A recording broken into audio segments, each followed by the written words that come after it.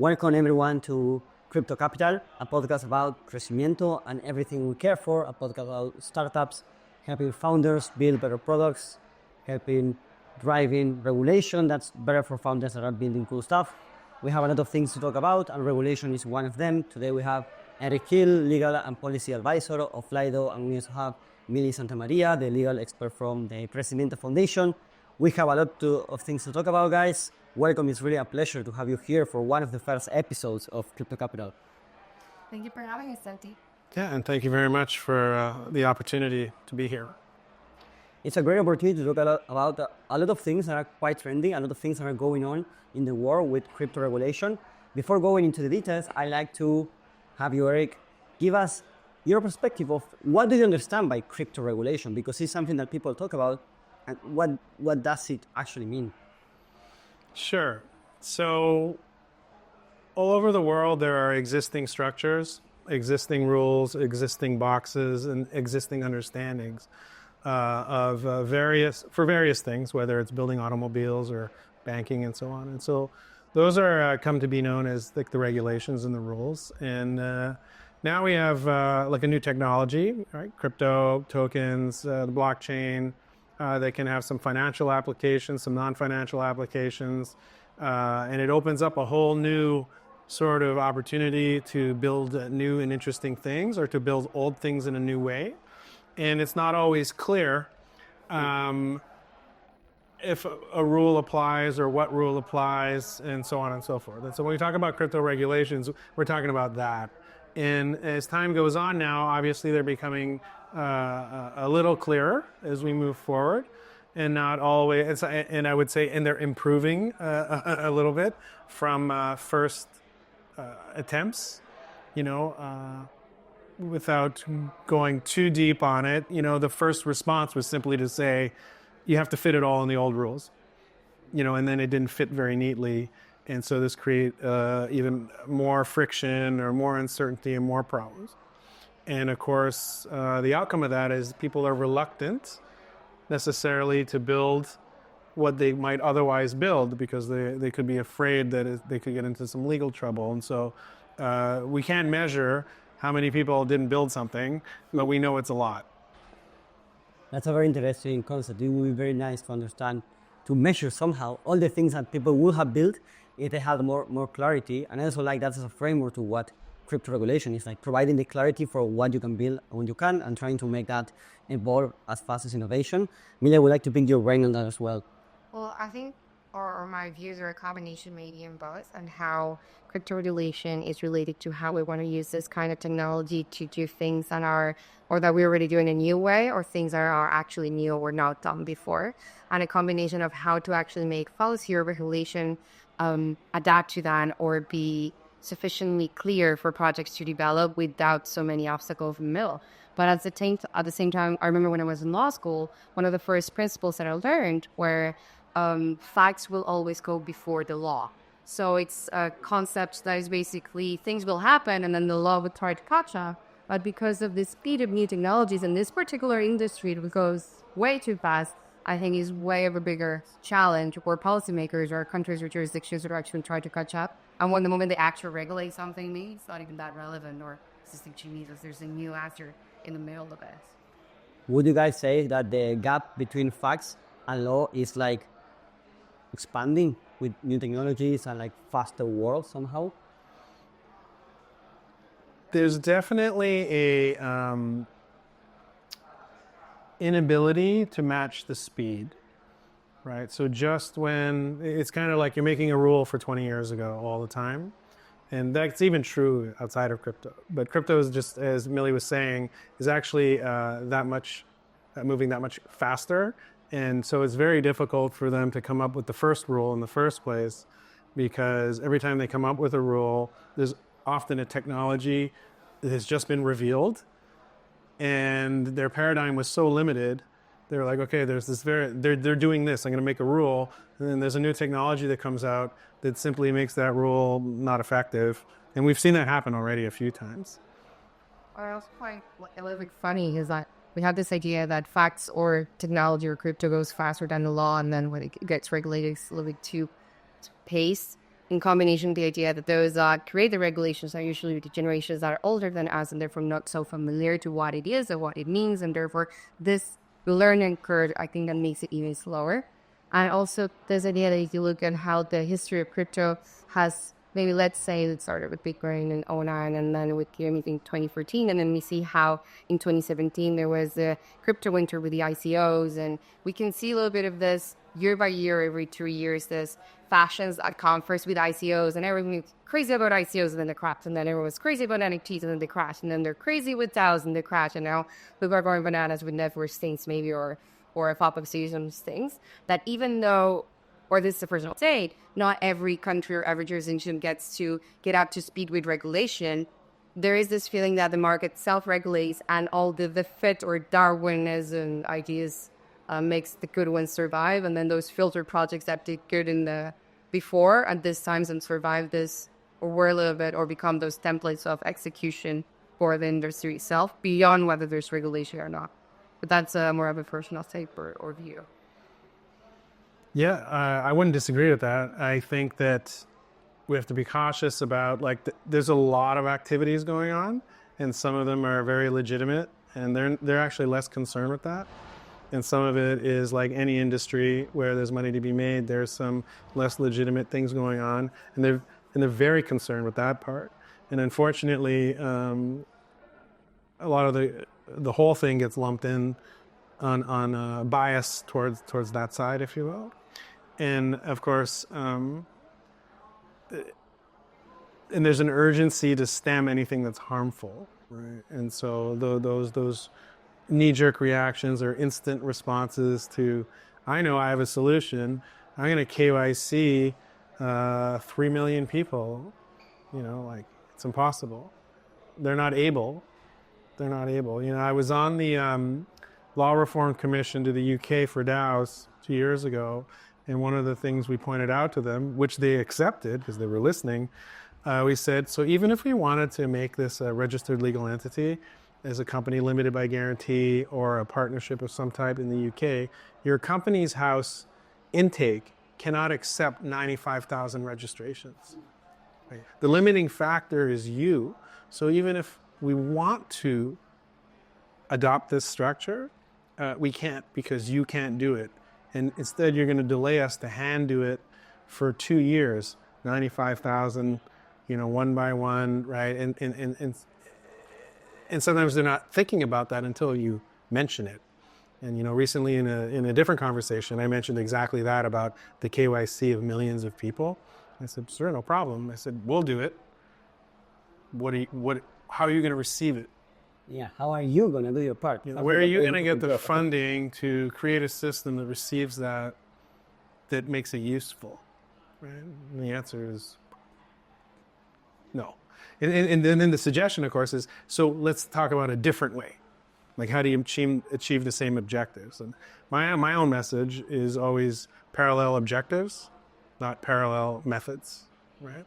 They should look for parallel outcomes, right? So, as long as nobody was robbed, that should be sufficient, right? If that's the objective, right? Yeah. So, and those are conversations that are happening all over the world in bits and pieces with different types of authorities. If I may, to jump back to the last comment you made and also to turn into a question, and this comparison of different kind of initiatives or perspectives that you find in different parts of the world, what jurisdictions or countries do you believe are doing the right kind or more forward-thinking initiative in comparison to other countries that could be maybe shooting themselves in the foot, to put it that way?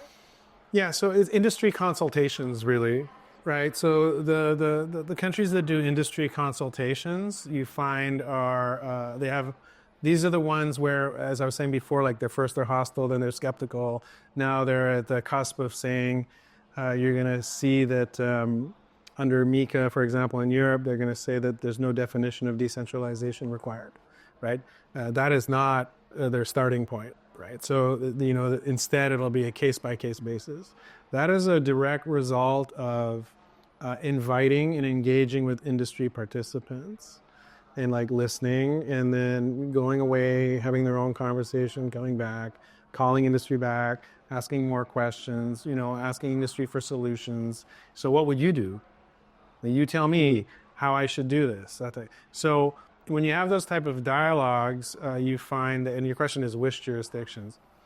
Some of them haven't had them yet, but they're coming. So I think the UK is about to have a whole, now that MiCA is published, they're going to do the industry consult. I think you may see in the United States in the new year, there's a lot of industry consultation that's going to begin to happen. Certainly, as I mentioned, in the EU, other countries like Switzerland, their usual behavior, Singapore, those places have all had those open dialogues where you're not afraid to come in person and sit down and just have a conversation with them when they just say, help me understand what you're doing. And I think that those have been helpful. So what I'm thinking here is that first of all, it's like a very difficult job because you need to catch up with the technology and then also implement whatever the regulation is deciding. Then there's also like this idea of evolution and trends and things that are coming up and what are going to be relevant, what could be like harmful for people or for the industry itself. But I'm also picking up that there's like different regulators or jurisdictions of like people listening and actually wanting to engage with the industry to understand what is the best way we can regulate this, either to help the industry or either to like protect the people or serve whatever interest the regulator have on each specific case. Is that actually like the situation? Like what's the current regulation landscape in crypto today? You mean go all over the world? Because there's different trends depending on where you're looking. There's the example of BK, the year where you find regulation that has to do with, for example, stable coins or issuings or different kind of service providers that have to do with crypto and especially daily tokens. They do not touch things related to, for example, NFTs, and they do not have already on the concept of sufficient decentralization nor work with security tokens, right? They do have, for example, a sandbox, which is called the DLT Power Key. There's a sandbox specifically for security tokens and those kind of services that have to do with financial services. So you do find a trend of opening more dialogue in the EU, and for those matters, if I understood correctly, your point, Eric, that there's not enough parity to open that. But then you can find things that are currently happening in the US, even though there's EU presidency, which shows in pinpointing that there might be a different kind of strategy when it comes to Hulk and they want to be the crypto. But nowadays, you don't even have enough parity when it comes, which is the main regulator and the jurisdiction of power they can have, whether SEC, CFTC, and regulation by enforcement. But then you can look at other countries like, for example, Bolivia, that for the past years, they'd be super reticent and prohibitive when it comes to crypto. And little by little, they want to be a little bit more open. Same things happening with Paraguay. And now Argentina, in the past year, with the new presidency, they created more resolutions and regulations that are friendlier and more flexible with crypto than in the past two governments in the past 8 years. So you can see different trends that I do believe ends up changing the market and how it works and where companies want to either incorporate or deploy their tokens and things like that. On that case, when it comes to legal structuring or one-stop shop country for Web3, you do not find the kind of line houses jurisdictions that you might find at tech in general. When it comes to regular tech companies, you might just go to the US or when it comes to taking care of your IP, for example, you might go to Ireland, but when it's on Web3, there's no one country that gives you all solutions when it comes to taxes or fundraising or deployment of your tokens or having more flexible kind of laws when it comes to company or corporate, right? So they're all different kind of, but I do believe there's a lot of regulation at the core initiatives for it. Yeah, I would agree with that. There's one thing that's different though this time. So crypto from the beginning until recently has really been a retail thing. It's just the average person, and much of the crypto narrative has always been around, saving the people and so on, And what is different this time is that institutions are interested in crypto. So you have mass adoption by institution. And the blocker, institutions are not interested in the latest meme coin. They're interested in efficiencies and productivity. And so that's why you see there is a trend, actually. The trend right now is stablecoin. So you're going to see stablecoin rules all over the world because What's preventing the institution from entering this market space is the lack of a clear rule about stablecoin. And so the moment there's a clear rule about stablecoin, they can come in. And I can give tons of examples and use cases, that are very simple to understand. For example, I think I mentioned this to you earlier today, which is like currency exchange, right? So even this currency exchange and associated technologies. So if you have currency exchange, I'll just say that the banks know who each other are, right? So I'm JP Morgan, you're a Deutsche Bank, you're a Royal Bank of Scotland. We know who each other are. We can attest to each other. So for a ZK type attestation, we're regulated in the back by somebody else. We can attest each other. So now we have a green light. And if I have a privacy pool that does tracing and just knows that the funds are not contaminated, I have 2 green lights, which means I can trade currency 24 hours a day, 7 days a week at instant settlement instantly and get rid of an entire department at every one of those banks. So those institutions want stablecoins for that and that much more. And I think of a country like Argentina, probably trade finance is probably a big deal. Import-export has to be settled in foreign currency. So again, stable coins would probably be relevant, and to that type of activity. And so that is the first place you're going to see crystal clear rules. And if they're not clear, they're going to get fixed right away because there's a high priority by very influential people that control, or institutions that control sort of most of the commerce and the financial back rails. Now, it's not going to go to every single department or use case in finance, not at all. But it's going to go to very specific ones, whether it's just settling overnight or, the very, very isolated cases where the consequence of it going wrong, the likelihood is very low, right? It's going to be very almost risk-free, and this is why they want to have all these rules about what backs a stable coin and so on and so forth, so that there's no bank run, basically, right? It's like some sort of low-hanging fruit, right? Among all innovation, we had some stakeholders, in this case institutions, that are interested in some specific niche within everything that you could do in crypto that's going to be very beneficial for them for whatever reason. In this case, it's way easier than doing it the traditional way. And that's powerful institutions pushing to get more clarity or something to make sure that they can do it because it's good. And then it's okay, this is hard to get it wrong. Feels everything is clear. We already have the vouching and we know them. We already regulate them. So let's just focus on that instead of trying to regulate meme coins, for example. Exactly. So, and the value of that is that much bigger, right? So it's going to be 1,000x bigger than the value of meme coin, right? And so that's why you see all over. It failed in the US, but the first legislation will be stablecoin bill. They tried a couple. MiCA 1 is all stablecoin, basically. And so everywhere you go, and now everybody who has a proposal, it's all going to be. So I'll just say just return, which is, that's the trend, and it's a fait accompli. It's a done deal. And then we're going to begin to see, the retail person won't see it, but at the institutional level, I often say it's kind of like when they adopted the euro. I still remember visiting Italy and paying with 400,000 lira or whatever, because the retail people still had lira, but the commercial sector was all in euros, right? So there was a multi-year transition, right? There's something very interesting. I really like to talk about the history of money. And I remember this example from Andreas talking about Bitcoin many years ago, in which he mentioned, imagine the face of the first person that was trying to get paid with a check or a bill. And I think I now have a much clearer clue on how that went. Is first the institutions, first the banks that start using whatever new system. Is it bills? Is it checks? Is it credit? Is it stable coins? And then eventually the people, because they somehow get on board through the institutions. Yeah.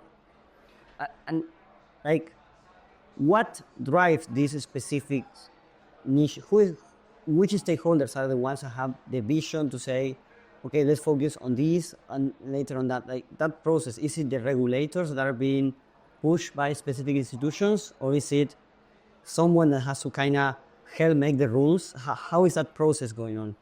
We were having a conversation, Ryan, throughout that, right? In bunch, because to live up in country considered international organizations.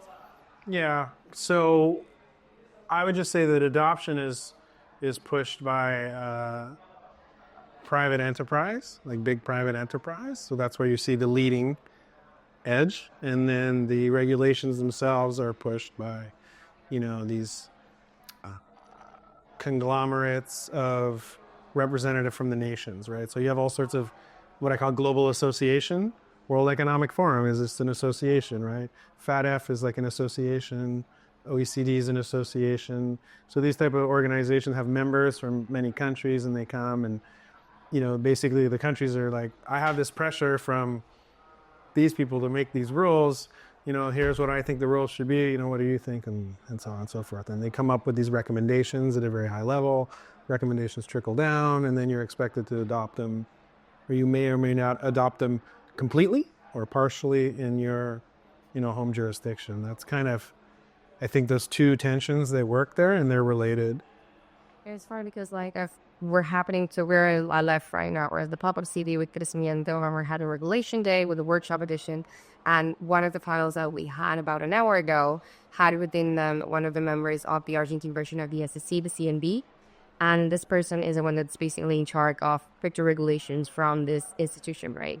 And one of the comments that he did, because panels before him or at the same time, said, everyone keeps talking about what we do as regulators or what we decide a little bit in a passive voice.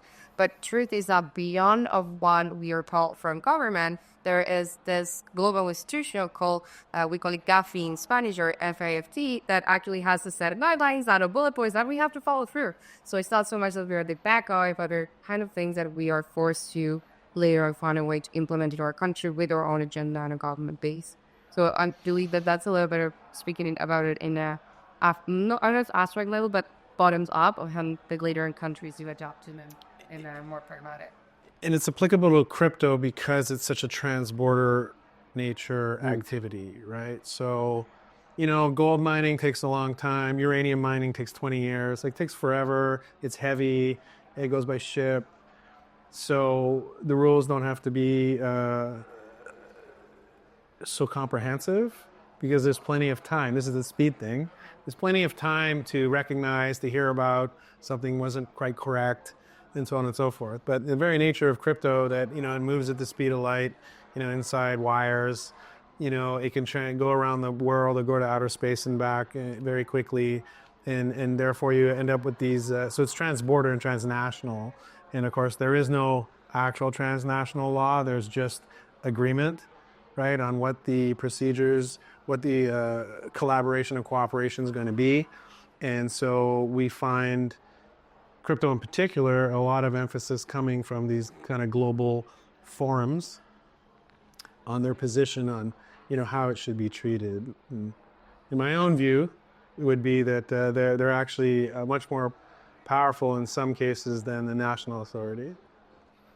It's interesting because we started talking about the regulation and how it follows technology, like facts and the laws.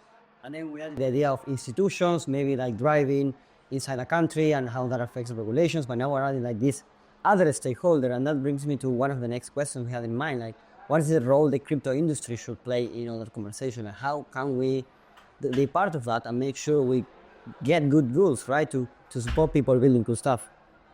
And is that a follow-up question on that, and not necessarily a kind of the answer we have it, is that when we say crypto industry, what do we mean? Do we mean specific national organizations of origin for a country, or international organizations to crypto, or industry in general? It's a decentralized efforts. That's something that comes to my mind. What could we do on maybe individual, community, or very level? But I don't know what your thoughts are on that. I do have some thoughts on this because I've been doing it for pretty much the last year, which is the rules don't write themselves. So they just don't write themselves. Lawmakers, regulators, agencies, they already have a bunch of priorities and urgent requirements, and they already have all sorts of domestic problems, whether it's a earthquake, or whether it's unemployment, or whether it's food security. They have a whole bunch of problems. And crypto is a tiny little speck on their radar.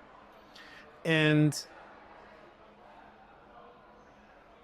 it's important, and they have no education. They're not going to go out and read like forum posts. They're not going to go, it's not their job. And so in order to get rules that are favorable made for you, for the crypto industry, you have to be engaged, because they're always willing to listen. And to be engaged means that everybody who's in a crypto project has to give money, very little bit, $100, to organizations like Crecimiento, right, who are the facilitator and the gatekeeper to speaking with the people who make the rules. Because the people who make the rules are not interested in hearing from 100 people. They want one intake who's curating, who's coming in through the door, and I would just say that costs money. I go to these meetings. I've been to many of them in many countries around the world with various levels of government, various commissions. And one of the comments they say all the time, it's pretty steady, is we wish there was more representatives like you who opened our eyes to something that made us shift position or made us comfortable. You know, so you end up being the ambassador for like all of DeFi, for example, because nobody else in DeFi came. But the answer is they didn't come because they didn't pay and they didn't donate money, and therefore the gatekeeper, you know, isn't really, they're trying to bring you anyway. I've been invited to stuff where we didn't pay also, but people need money, because those people need to, you know, put food on the table, pay their rent and all that. And so that's the link between, you know, how the rules are going to be made. Are they going to be made in your favor? And the time is now. So every rule that we're going to live with for the next 10 years is going to be made in the next 12 months. So the time is now to be engaged, 12 to 18 months. But once they're made, remember, crypto is a small thing. They get bigger problems, bigger issues, bigger priorities. Once the rules are made, they're not going to be worried that, you know, paragraph D on page 6 is less than optimal, created a friction that blocks something. It's not going to be important. And so now's the time to be engaged. That's the big message I have. One of the things that come to mind is this interconnection between public and private sector, where it is required to have one person or several persons representing different tensions, maybe of the industry or maybe in a country within the country, different industries. Is this quota, this educational quota that we're going to have whenever we do speak to brand leaders or other entities to say, first of all, let's make sure that we speak the same language and that you're understanding what I am understanding when I try to communicate something, and clean up that part so we can agree at least on the basic concepts. And then, so this educational part is something that I'm taking. And also they want to like figure out work for it and draft it. Or like, these are the bullet points. This is why we're with, and this is also why. So that is a lifting up. Yeah, you have to write the letters for them. Yeah. And we're really dangerous for them to write them. Yeah, no, you have to write the letters for them. We've written letters for different regulators. You have to write the paragraph that explains some concept, whether it's DeFi or otherwise. You have to write that, and you have to give it to them. You have to make it easy. You have to put it all in front. Say, if you follow this and follow step 1, step 2, step 3, you should have this type of outcome. You know, thank you for having me. You know, they're not doing any extra lifting. There's no bandwidth, there's no time, there's no office dedicated to that. And so education is a big piece, very, very big piece. And your education has to be concise. Concise, yeah. They don't watch this video, it's 17 hours. They don't have hours to listen or watch. You need to be very precise. You need to keep it at the right level, not get in the weeds. And that's not always easy because crypto people like to make things complicated. So, and lawyers too. And lawyers. It's a dangerous combination. Yeah. I really like the idea of the time is now. It's one of the messages we are trying to convey through Crecimiento. Like, there's a huge opportunity, specifically in Argentina, but overall in crypto in general in the world right now, to drive a lot of important changes and in terms of text and regulation that could be very beneficial.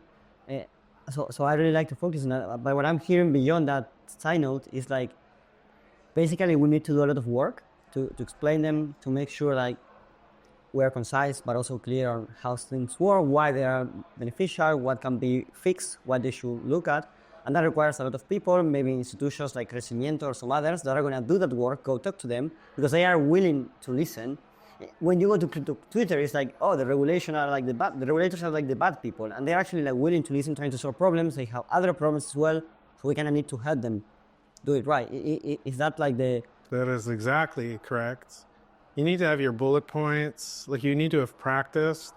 You know, when they ask a question, you say, yes, there's 5 points. Point 1, point 2, point 3, point 4. Thank you. Can I have that in writing? Here you go. Like that. This is the type of preparation that I'm talking about. It's night and day, because if you just go there and you just answer questions off the top of your head, you're very imprecise. You haven't really thought about it. Your analog might not be very good. You know, you say, oh, that's like saying I sold car wheels and then I later built a car and I put them on. It's not a good but this is what you thought of in the moment, and it's not good. Metaphor. It's not good. So, you know, is to have, you know, clear positions on everything, to anticipate what they're going to ask. And in order to do that, you kind of need a little practice. And this is what I'm saying. The gatekeepers end up with the practice, right? So all around the world, there's usually 1 or 2 organizations. I call them the gatekeepers, which are the access points to the regulators, access point to they always go through that same window, right? And they say, Crecimiento, can you find me a guy from Lido, right? And, you know, as an access point. And so it becomes just very important that that's how it works. And so we won't change the way they work. So you have to work with the system that exists.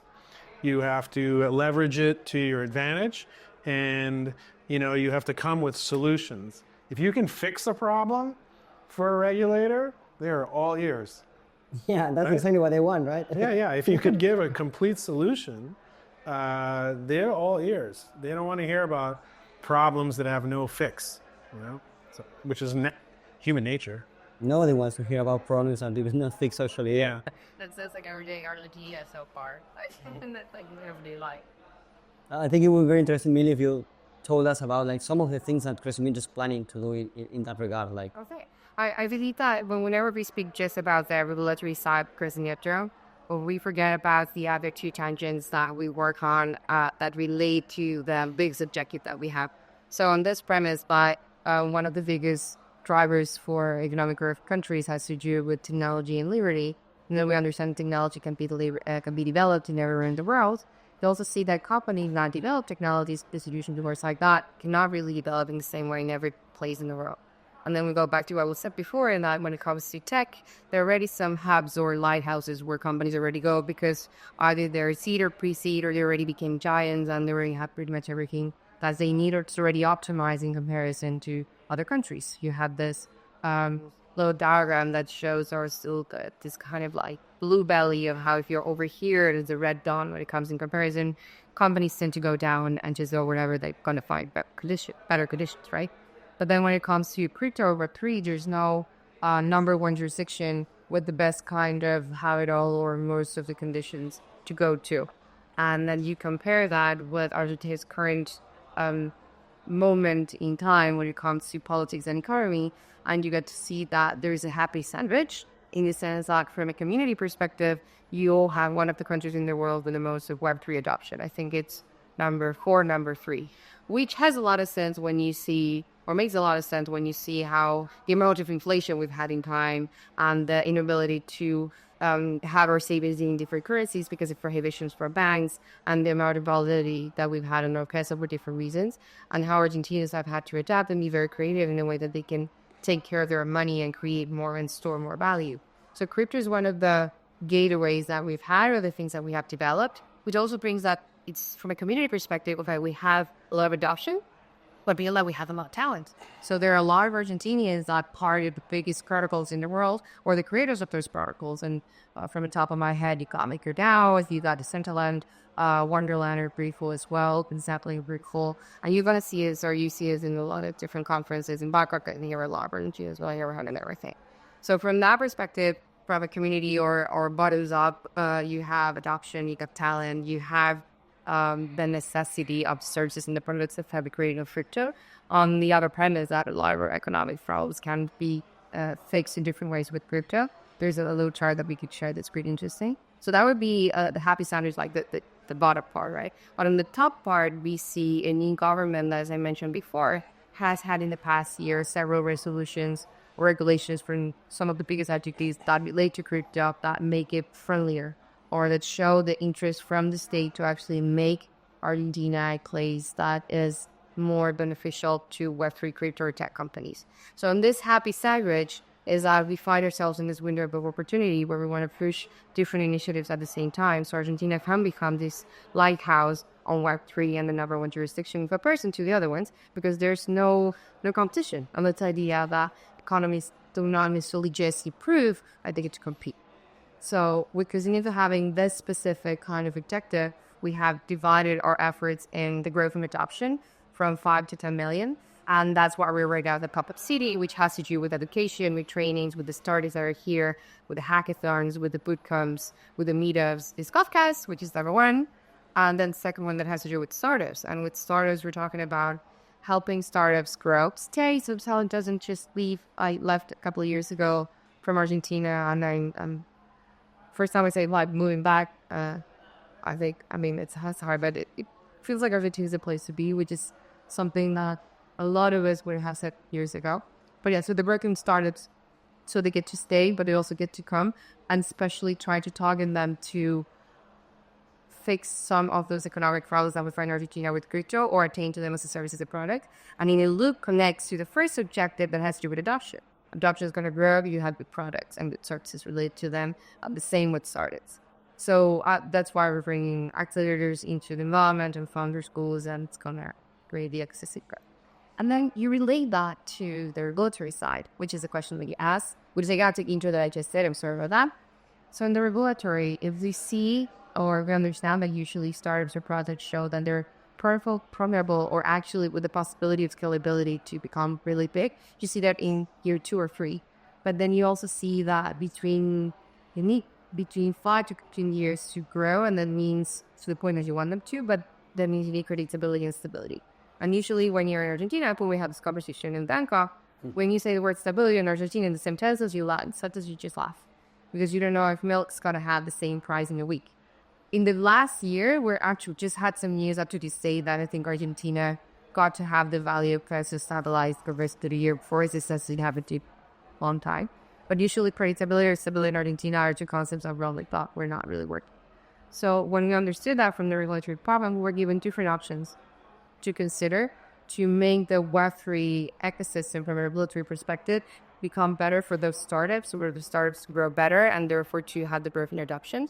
And this had to do with the public affairs department with our team, so we can start and have these dialogues from public and private sector. The Congress met with the regulators that relate to Web3, like the Argentine version of SEC, Central Bank and FinCEN, which are CNV, Banco Central and WIF, to start these conversations and these training programs and these kind of events like Regulation Day, but also 2 more, which are a regulatory sandbox and also a special economic zone, or what the concept that we want to implement or go forward is a digital special economic zone, which has a lot more to do with what we do on blockchain and crypto and new technologies. When it comes to the sandbox, we created a partnership with the Argentine Think Chamber, which is the entity that represents most Web 2.5, some Web 3 entities are located in Argentina and provide services. And we are in dialogue with the regulator to help them have the bullet points of what they need to do for it to make sense. With the premise that it's not sandbox yes, sandbox no, as a good sandbox can be good for the environment, bad sandbox can be a big detriment for the environment and how we want to move forward. But that a little bit as a middle point or mid-step to open this conversation, this kind of events, the end of also bringing capital and having startups come and stay and create a job and new values and products. So we can work on this other one on the concept of, okay, you want to make the switch from Argentina being with the economic crisis for almost 100 years into this top-notch lighthouse out of technology and how our economy switch on special economic zone. So we're working on all of this at the same time, but we do understand the invaluable efforts that has opening these dialogues and speaking with regulators from a commune level, state level, national level, and international as well. And also the different stakeholders in the industry that had to do with Argentina because it was a very well matter and very sure. Awesome, thank you very much. That was one of the most comprehensive explanations about like Crecimiento and what we are doing, all of what we're doing. And I heard many different explanations about Crecimiento many times. That was very good. I have a question for Eric now, like no pressure, but you're surrounded by Argentinian flags, people like Mate, Borges in here, but do you think Argentina can become the lighthouse for crypto and Web3? I think I'm bullish on Argentina.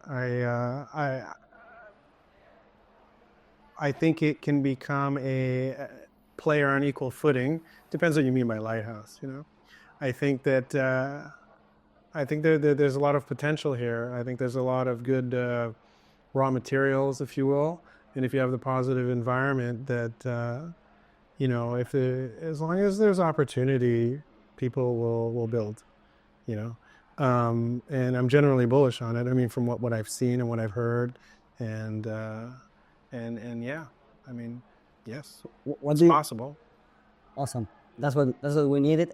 But what do you think, like, should happen to get that positive environment? What do you mean by? You need an environment that has all the stages, right? So I have an idea with my friend. We play video games. We're in the basement. And then next thing you know, I've built a protocol. I went to a hackathon. I had the prototype. Then I turn it into something. And now it's actually, maybe it has some fees. And through the whole stage, that it's always certain and not uncertain that what you're doing is lawful, that what you're doing won't be penalized in some other way, like a high taxation or something, just because, your hobby was successful or something, And so when I say, certainty plays a big role in that. The ability, at every stage, right? So the startup, the sort of maturation stage, that at every stage there's a certainty in order for it to remain here. In order for it to migrate here, which is a different thing, again, you need certainty.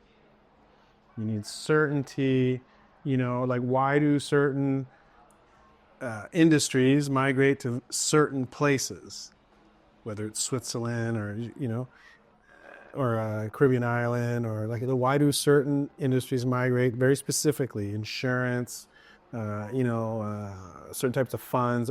Why do they go to specific places? Because what goes on there is absolute certainty.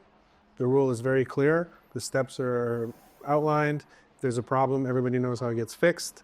And so certainty plays a big role in that. And so guarantees, you can call it, right? It's almost like a guarantee. So if I want to come here with $10 million and I want to leave with $10 million, I need to feel that it's possible that if I decided to leave, I can take it with me. And if I have doubts about that, I'm not going to come here in the first place. That's kind of how the thinking goes, right? And so those are kind of the two aspects, like the homegrown and then the migration. How do you attract people?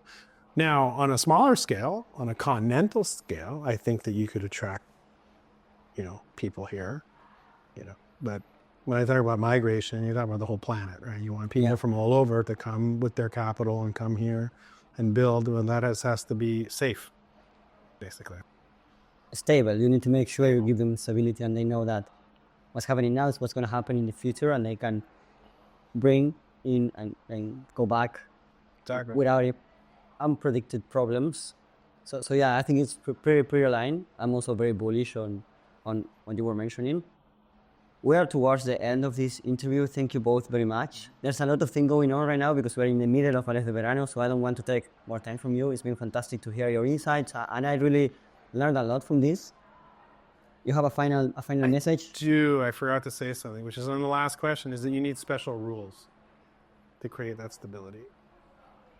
When you have a history of instability, okay, you need to have special rules, whether it's a special economic zone whether it's a special sandbox, whether you need to carve out from the inherited system that has a reputation, fact or fiction, doesn't matter. You need to carve out a special rule or place, space, in order to create that stability, whether it's optics or whether it's actually needed in order for that to work properly. Sorry. You cannot just say like, trust me, bro, this time it's going to work. You need to kind of do something The different. same institutions, I have all the same rules. Trust me, it'll work out. That's a little bit what our department has now too. Yeah. Flat out. So you have to have the special rules in order to create the stability. So we need the stability, we need a positive environment, then the stability, and to get that, we need the special rules. Yeah. Awesome. Could be over in a personal level, but that's about it too. In not only the drafting on the kind of rules that would make sense, that kind of adapt to our culture and socio-economical situation, therefore they can help to us with our objective, but also the maybe political agenda, so that happens in a way that something convenient as well for the country itself. So not only have a very well drafted project, but also a very well strategically implemented kind. So to all stakeholders can be happy about it. Awesome. That's great. Thank you again very much. Any final message before we close out? I'm very happy that we were able to do this episode 1. I'm very aware that you were able to join us, that you can bring all your expertise and information and so many more stories that you could actually share that were told off camera. But thank you, Eddie. Yeah, no, it's been great. Thank you so much for having me. And this is awesome. And like I was saying, the most important part is to be engaged. The rules won't make themselves.